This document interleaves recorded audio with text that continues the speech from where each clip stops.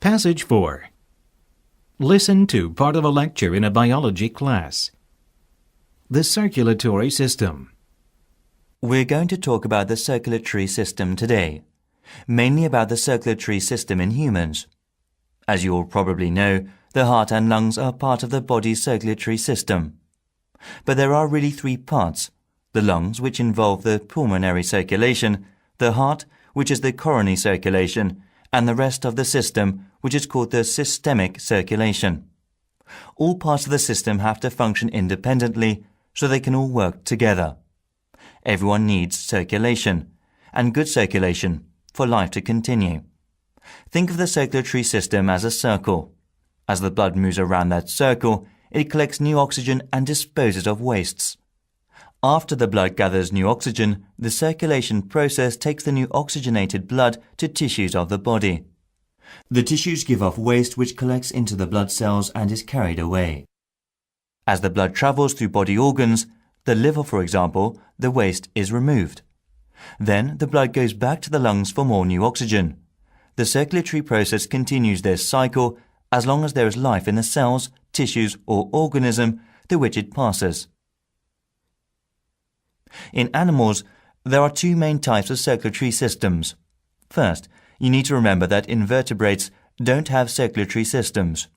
They don't have multiple layers of cells, and therefore they don't need a circulatory system. Their cells are close enough to their surfaces and the external environment that gases, oxygen, nutrients and waste diffuse into and out of their cells without help. This is what is called simple osmosis and diffusion. But a circulation system is needed when animals have multiple layers of cells. The reason is that their cells are too far from their external environment and they cannot take on oxygen and get rid of waste by osmosis. They need help. So this is where the two types of circulatory systems come into play. You have one system called the open system and the other the closed system. Let's talk about the open system first.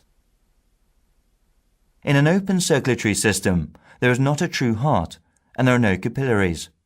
Since there is no heart, the blood vessels move the blood along and act as the pump to keep the blood going. There is also a cleansing process that occurs. But in actuality, the system isn't very efficient. Insects and many mollusks have this kind of a system. It works for the insects because they have several openings in their bodies that let the air and the blood come in contact with each other. The closed circulatory system is a much more efficient system. But there is more than one type of closed system, and each system is adapted to different kinds of higher invertebrates and vertebrates. With a few exceptions, in each closed system you have a heart pumping blood and you have a system of arteries, veins and capillaries through which the blood flows and the waste is removed. Now, let's look at some vertebrates. Fish have a two-chambered heart. It has one atrium and a ventricle. It has a valve between its chambers and its walls are muscular. If you have ever seen a live fish, you know that a fish's gills are very important. It is here where new oxygen is received and carbon dioxide is gotten rid of. The heart has pumped the blood to the gills. The exchanges are made there, and then the blood is moved to the fish's organs where more exchanges are made. These exchanges include nutrients, gases and wastes. Once the circuit is complete, the process starts over. The next step up the vertebrate ladder is the vertebrate with a three-chambered heart. The frog is a good example of this level. These vertebrates have a heart with two atria and one ventricle. Blood leaves the ventricle and travels to the aorta. Because the aorta is divided or forked, the blood can travel either to the lungs or to other organs. Which atrium the blood passes through depends on whether the blood is being routed to the lungs or the other organs. But in either event, all the blood passes through the ventricle. Finally, we come to the highest level, the level with humans, birds and all other mammals. This level of vertebrates has four-chambered hearts, two atria and two ventricles, and very efficient movement of blood. Also, very highly oxygenated blood. In the four-chambered hearts, the oxygenated and the deoxygenated blood don't mix. In humans, the atria or cavities form the top part of the heart. The ventricles are at the bottom, and it is the left ventricle which contracts very strongly. I am going to stop at this point, and next time we will talk in detail about the composition of the human heart and how it works.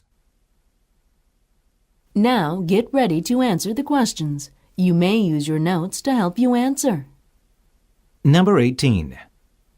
What aspect of the body does the professor mainly discuss? Number 19. What does the professor say about ventricles? Number 20. What is not part of the circulatory system? Listen again to part of the lecture, then answer the question. If you have ever seen a live fish, you know that a fish's gills are very important. It is here where new oxygen is received and carbon dioxide is gotten rid of. The heart has pumped the blood to the gills. The exchanges are made there, and then the blood is moved to the fish's organs, where more exchanges are made. Number 21. What does the professor imply when he says this? It is here where new oxygen is received and carbon dioxide is gotten rid of.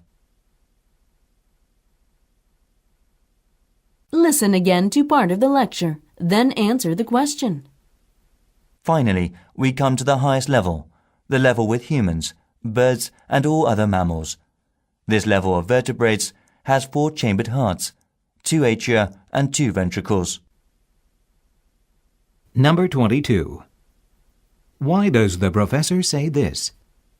Finally, we come to the highest level, the level with humans, birds and all other mammals. Number 23. How does the professor introduce the types of circulatory systems?